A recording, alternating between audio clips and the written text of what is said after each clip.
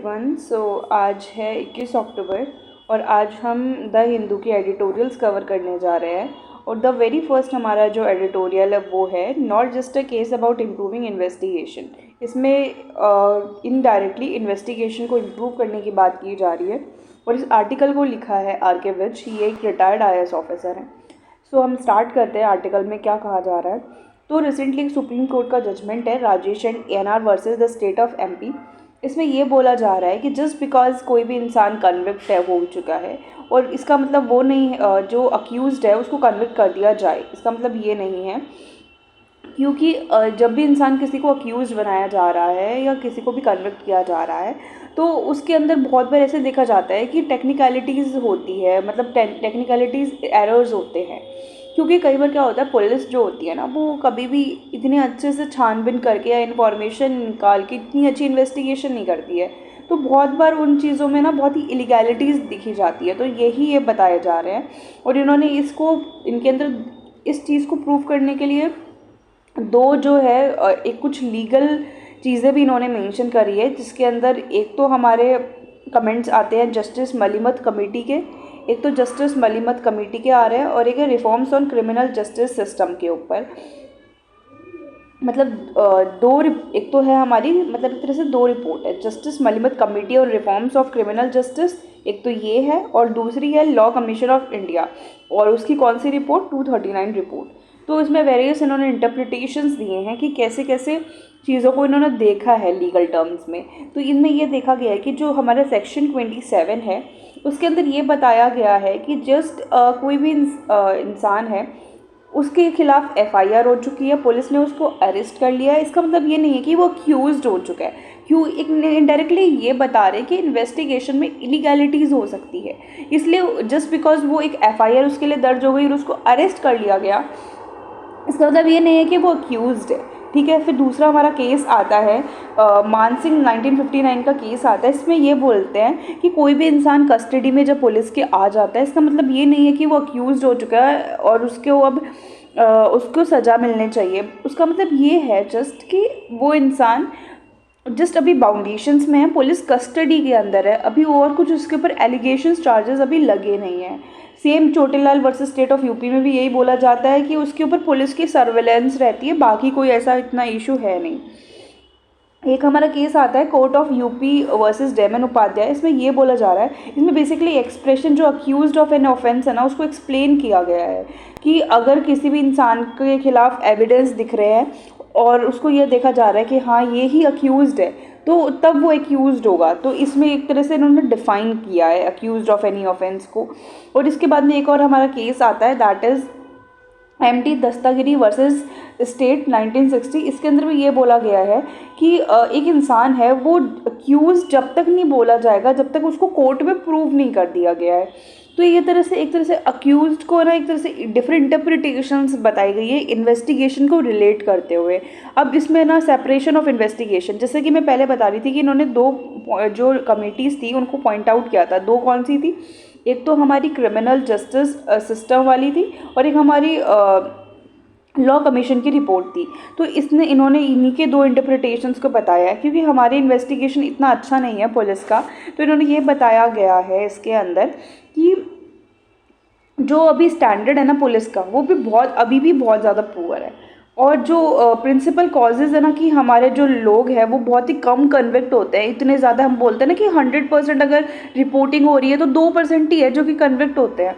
तो वही वो लो रेट इसीलिए है क्योंकि हमारी जो स्टैंडर्ड है ना पुलिस इन्वेस्टिगेशन की इतनी अच्छी नहीं है। इसको आप कहीं ना कहीं इस एग्जाम्पल को कोट भी कर सकते हो। It is a very good example. ठीक है। ये किसकी और इसमें आप आगे किससे वैलिडिटी इसकी दोगे, जस्टिस मलिमत कमेटी के थ्रू इसकी वैलिडेशन करोगे आप इसका। ठीक है। फिर इसके आगे हम चलते हैं कि इसके अंदर ये बोल रहे हैं कि जो हमारी कोर्ट्स हैं उनको भी ये रिफॉर्म्स लेने की और इसके ऊपर रिव्यू करने की बहुत ज़्यादा ज़रूरत है। कोर्ट्स को भी ये देखना चाहिए कि हाँ ये चीज़ सही नहीं हो रही है, तो इसके ऊपर अपनी कुछ इंटरप्रिटेशन अच्छे से देनी चाहिए। और फिर बाद में उन्होंने इन्वेस्टिगेशन के तहत ये भी बोला कि हमें जो इन्वेस्टिगेशन है ना उन्होंने ये भी बोला कि जो हमारी इन्वेस्टिगेशन है ना वो सेपरेट कर देनी चाहिए लॉ एंड ऑर्डर से। लॉ एंड ऑर्डर से हमें इन्वेस्टिगेशन को अलग कर। लॉ एंड ऑर्डर क्या है कि लॉ है और मतलब कोई भी लॉ को इम्प्लीमेंट करना, जैसे कोई भी अगर आप मान लो कलेक्टर बन के जाते हो तो आप लॉ एंड ऑर्डर मेंटेन करोगे कि भाई शांति बनी रहे, यहाँ पे कोई दंगा फसाद नहीं हो, ये सब चीज़ें तो आप वहाँ पे खड़े होकर कर रहे हो, बट इन्वेस्टिगेशन करना पूरा प्रॉपर, तो इसको एक अलग विंग में रखना चाहिए। तो इन्होंने इस चीज़ का हमें एक सोल्यूशन दिया मलीमत कमेटी ने। फिर वही सेम लॉ कमीशन रिपोर्ट है जो 239, वो भी यही बोलते हैं। उन्होंने कुछ ये भी बोला कि इनके काफ़ी और भी रीजंस है कि पुलिस स्टेशन जो है वो अंडर स्टाफ्ड है, और जो हमारी जो sufficient priority is not given to investigation of crime and there is no periodic exercise to upgrade the skill. मतलब लोगों के अंदर, जो पुलिस मैन है उनके अंदर कोई स्किल नहीं है इन्वेस्टिगेशन का कि ऐसा हमें कर लेना चाहिए। जैसे मूवीज़ में हम देखते हैं ना कि यार इन्वेस्टिगेशन कर रहे हैं, वो ऐसे जा रहे हैं खुफिया, तो इतनी ज़्यादा हमारी जो रियल पुलिस है उनके अंदर इतनी स्किल नहीं है, ये बोलने की कोशिश कर रहे हैं यहाँ पे। फिर सॉरी थोड़ा डिस्टर्बेंस पीछे हो सकता है, इग्नोर कीजिएगा। फिर इसके बाद में जो हमारे और भी रीजंस है, सब ने यही बोला है कि इनडायरेक्टली सब ने घुमा फिरा के यही बोला है कि भाई सेपरेशन कर दो आप इन्वेस्टिगेशन से, लॉ एंड ऑर्डर से। अब इस मामले में स्टेट का क्या रिस्पॉन्स आया है, तो एक ना आप इसको मेंशन कर सकते हो कहीं ना कहीं कि जो स्टेट गवर्नमेंट के रिस्पॉन्स है ना वो कौन से बुक में लिखे गए हैं, struggle for police reform in India. इसके अंदर ये बोला गया है कि 17 स्टेट है वो ऑलरेडी ही इन्वेस्टिगेट को सेपरेट कर चुके हैं लॉ एंड ऑर्डर से। 17 स्टेट, लिख लो इसको कहीं पे कि 17 स्टेट ऑलरेडी ही कर चुके हैं इसको, और जो रिमेनिंग स्टेट है वो ये नहीं है कि इसके अपोज है, लेकिन उन्होंने कुछ मेजर्स नहीं लिए हैं इसके खिलाफ, ठीक है। फिर इसके बाद में ये बोला गया है कि when it come to overall compliance of 7 directives, 9 states fail under the good and satisfactory category and 20 states in average and poor category. अब जब इम्प्लीमेंटेशन की बात ही है ना, तो 7 स्टेट ने तो बहुत अच्छे से इसको इम्प्लीमेंट भी करा है, ठीक है। फिर इसके बाद में ये भी बोला गया है कि जैसे काफ़ी, जैसे हमारी जो मेट्रोपॉलिटन सिटीज़ होती है, जैसे दिल्ली है, मुंबई है, ये यहाँ पे ना थोड़ा सा ये चीज़ों को ना बहुत ही डिफ़िकल्ट होता है सेपरेट करना, क्योंकि बहुत बड़ी पॉपुलेशन है, बहुत सारी पॉपुलेशन है, और हर किसी पे अलग अलग अपना सर्विलांस लगाना तो एक थोड़ा सा टफ हो जाता है। और इसमें ये भी बोला गया है, इसमें बुक में ये भी बताया गया कि मध्य प्रदेश जो है, जहाँ पे डायरेक्टिव जो है ना, जो भी कोर्ट का इन्वेस्टिगेशन का, वो किसने दिया है, कोर्ट ने ही दिया है। तो it is difficult to believe that a code of investigation does not exist in the state, these are also revise from time to time. मतलब ये भी बोला गया कि आप इम्प्लीमेंट कर चुके हो बट इसको रिवाइज भी करते रहो बार बार में। ऐसा नहीं है कि अपडेटेड चीज़ और अपडेटेड मेथड जो है आप उसको अप्लाई करो। चोर को पता है कि भाई पुलिस वाला सामने से आएगा, ऐसे अटैक करेगा, उसको भी पता है, चोर पहले से सोचेगा कि यार ऐसे कर सकते थे, या जो भी कल्परेट है या क्रिमिनल जस्टिस, जो भी क्रिमिनल कल्परेट है वो सोचेगा कि यार ऐसे भाग सकता हूँ, बट कोई नया मेथड लेकर आ गए पुलिस वाले, तो फिर वो चीज़ डिफरेंट हो जाती है, ठीक है। फिर इसके बाद में यही बोला गया है कि सुप्रीम कोर्ट एंड जो सुप्रीम कोर्ट की इंस्ट्रक्शन है including what where is required, और सुप्रीम कोर्ट को बार बार इस चीज़ में भी इंटरप्रिटेशन अपनी देती रहनी चाहिए कि भाई आप ऐसा कीजिए, आप ऐसा कीजिए, क्योंकि अल्टीमेटली जो पूरा लॉ है वो सुप्रीम कोर्ट ही तो पूरा देखते हैं और करते हैं, तो वो पूरा होना चाहिए। तो यही हमारा आज का आर्टिकल, फर्स्ट आर्टिकल था, जिसमें बेसिकली इन्वेस्टिगेशन को इम्प्रूव करने की बात की गई थी, और बस 2-3 रिपोर्ट्स को इन्होंने मेंशन किया और थोड़े बहुत अपने एग्जाम्पल्स दिए वेरियस जुडिशल जजमेंट से इन्होंने। तो ये थोड़ा सा हमारा आर्टिकल था। बाकी इसके लिए आप मेन इसके अंदर ये है कि इसको लिख लीजिए, मलीमत कमेटी को लिख लीजिए और लॉ कमीशन की 239 रिपोर्ट को लिख लीजिए, बाकी कूल। नेक्स्ट हमारा आर्टिकल है politics of caste census, its impact on secularism. जो हमारी पॉलिटिक्स है कास्ट की, उससे हमारे सेक्युलरिज्म पे कितना इफेक्ट पड़ता है। ये तो बहुत ज़्यादा अच्छा टॉपिक है, इसको आप सोसाइटी से लिंक कर सकते हो, आप इसको पॉलिटी से लिंक कर सकते हो। और रिसेंटली क्या केस चल रहा है आपको भी पता है कि जो हमारे राहुल गांधी जो जी हैं, जो कि मतलब एनडीए के लीडर हैं, तो basic sorry not NDA, that is Congress is what, I am little bit confuse, UP और NDA, so will see, I think UPA जितना मुझे याद आ रहा है, ओके सॉरी। सो बेसिकली इन्होंने भी अलायंस भी बनाई है इंडिया की। So the thing is that कि जो हमारे लीडर्स हैं वो बेसिकली ये भी बोल रहे हैं कि हमें कास्ट सेंसस लेकर आना चाहिए, बट मोदी जी मना कर रहे हैं। मोदी जी ये बोल रहे हैं कि हमें कास्ट नहीं है, कोई कास्ट एग्जिस्ट नहीं करती है, जस्ट ये है कि जो पुअर है, जो कि पोवर्टी के अंदर है लोग, उनका हमें देखना पड़ेगा, क्योंकि हमारे लिए कास्ट कुछ नहीं है। जो गरीब है वो कास्ट, वो एक पीछे वाली कास्ट है। समझ लो मेरी बात कि मतलब कास्ट अपने इंडिया के अंदर कास्ट सिस्टम है, बट मोदी जी बोल रहे हैं कि मैं इस कास्ट सिस्टम को ना इतना प्रायोरिटी नहीं दे रहा हूँ। मेरा ये है कि जो पुअर है ना उसको मैं बोल सकता हूँ कि वो लोअर स्टेटस है। ठीक है। अब इसके अंदर ये बोला गया है कि मतलब यही बताए जा रहे हैं कि मोदी जी जो हैं वो इस मुद्दे को उठा रहे हैं, कास्ट सेंसस को। और जो अगर हम नरेंद्र मोदी जी की बात करें तो वो डिमोनेटाइजेशन से लेके अभी साइमल्टेनियस इलेक्शन तक लेकर नरेंद्र मोदी जी ने बहुत ज़्यादा मोनोपोली बना लिया है। मतलब जो वो सोच रहे हैं, जब से वो सत्ता में हैं, जब से वो मोनोपोली में हैं, वो कुछ भी जो सोच रहे हैं वही करवा रहे हैं। जैसे साइमल्टेनियस इलेक्शंस हैं, तो अभी स्पेशल सेशन हुआ था सितंबर में, तब इसकी बात भी की गई थी। तो यही सब चीज़ें इन्होंने बताई है। फिर इसके बाद में ये भी बोला गया है कि जो डिमांड है ना कास्ट सेंसस की, जो कि मैंने अभी जस्ट आपको रिसेंटली बताया, कि जो डिमांड है ना कास्ट सेंसस की, मिस्टर मोदी जी ने आर्ग्यू किया है कि मतलब उनके लिए कास्ट, ही only believes in poverty as being the only caste. Poverty ही है जो ओनली कास्ट है। ठीक है, ये एक रिटोरिकल वे हो गया। ठीक है, तो ये बेसिकली यही बताना चाह रहे हैं कि उनके लिए कास्ट कुछ नहीं है।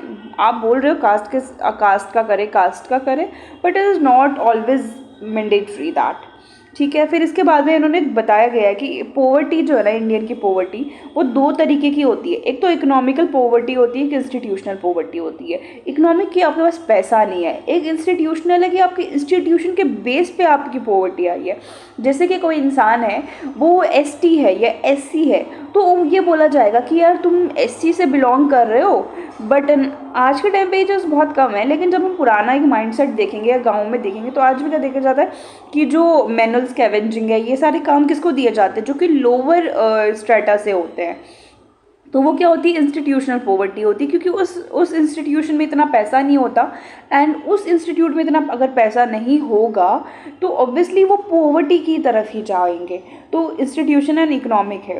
तो हिस्टोरिकली ये डिटरमाइन किया गया है कि ऑक्यूपेशन और स्किल्स जो है वो भी एक मैटर करती है आपकी पॉवर्टी होने की या नहीं होने की। और जो अगर हम मॉडर्न इकोनॉमी में देखेंगे तो ये बहुत ज़्यादा एक तरीके से थोड़ा कम दिखेगा, बट स्टिल हमारे इंडिया में आपको भी पता है कि कास्ट सिस्टम प्रेवलेंट है। क्योंकि आप जब शादी वादी करने जाओगे तभी आप देखते हो कि भाई ये मेरे कास्ट का है कि नहीं है, ये है वो है, मतलब अभी स्टिल है। मतलब इतना निगलेक्टेड हम नहीं मान सकते। बहुत ही अर्बन सिटीज़ में अगर आप आ जाओगे then you can see that कि yes this happen, but in reality you also know that कि ऐसा हो रहा है। तो ये भी, और राइटर ये भी बोलना चाह रही है कि जो राहुल गांधी जी का जो बोलना है कास्ट सेंसस का, तो वो भी एक एक्सरे हमारी सोसाइटी का बताएगा कि यार कि ये ना चीज़ें ना एग्जिस्ट कर रही है। ठीक है, आप बोल रहे हो पोवर्टी एक हमारे प्रॉब्लम है, बट अगर आप कास्ट भी, अगर सेंसस भी निकालोगे ना, तो भी एक इनडायरेक्टली कुछ ना कुछ सिग्नल ज़रूर देगा वो पोवर्टी का।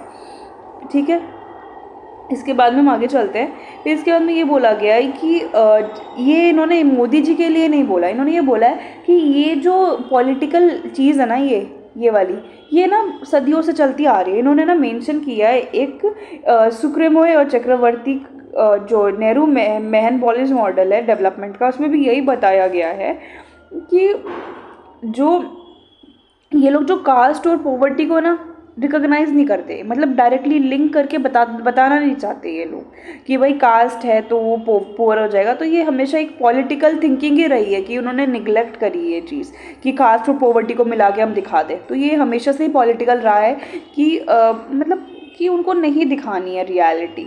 फिर इसके बाद में आता है कि एक्सप्लेनिंग द राइट रिलक्टेंस। अब हमें इसके बारे में एक्सप्लेन करना है कि जैसे कि बेसिकली जो पॉलिटिक्स है वो क्या करती है, रिलीजन को, कास्ट को यूज़ करती है अपने वोट बैंक के लिए। अब कल को उसी के लिए वो अगर मान ले वो लेकर आ गए अपना पूरा पूरा, अगर कास्ट सेंसस और ये सब लेकर आ गए, पुअर दिखा दिया, तो एक इनडायरेक्टली एक ना लोगों के दिमाग में बनेगा कि यार हाँ प्रॉब्लम है, तो वो वोटिंग पावर शायद उनकी कम हो जाए, तो एक उनका वो डर भी रहता है उसके अंदर।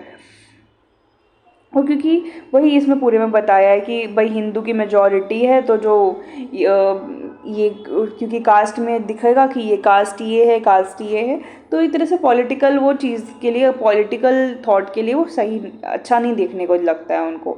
Utilising the politics of religious polarisation, Hindutva forces are within striking distance of fulfilling their political dream of Hindu majoritarian unity. वही वाली बात हो गई कि भाई हिंदू इतने ज़्यादा है, उनमें दिखेगी आपको कि ये कास्ट है, ये कास्ट है, ये कास्ट है।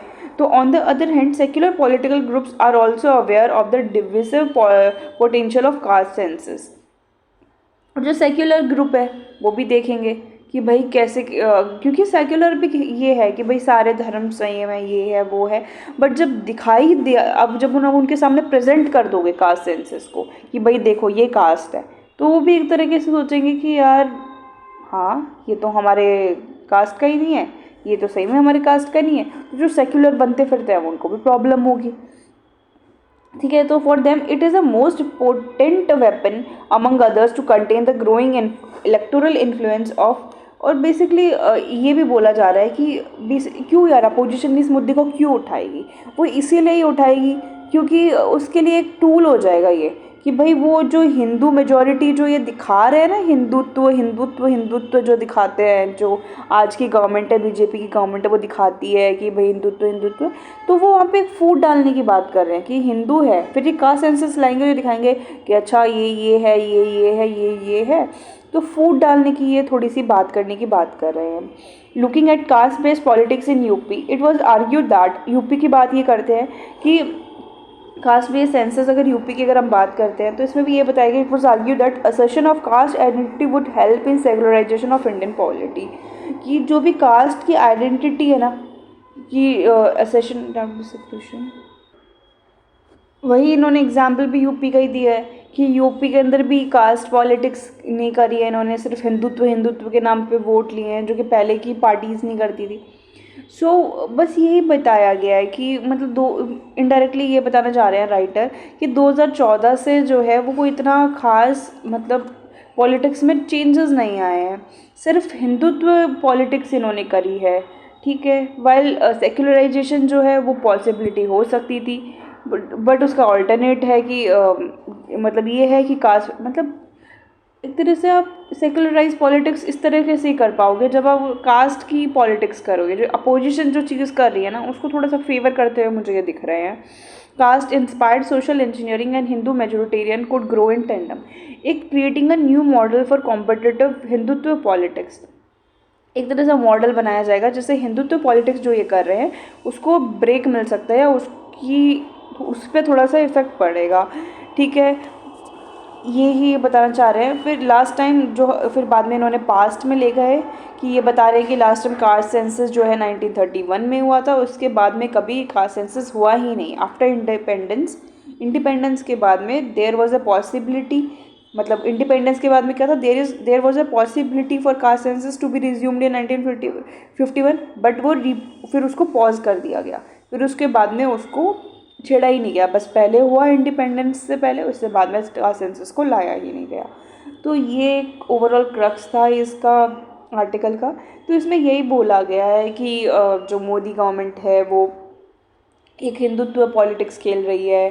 फिर इसके बाद में कास्ट सेंसस लाना चाहिए, कास्ट सेंसस लाओगे तो एक इंस्टीट्यूशनल पॉवर्टी के बारे में पता लगेगा। इन्होंने पॉवर्टी को दो तरीके से बताया, इंस्टीट्यूशनल और इकोनॉमिक। तो ये हमारे दो आर्टिकल्स थे, बाकी दो ही आर्टिकल्स आ जाए हैं और ये इतना इंपॉर्टेंट है नहीं बाकी के दो। So that's all for today. Thank you अगर आपने लास्ट तक इस वीडियो को देखा है। Have a nice day.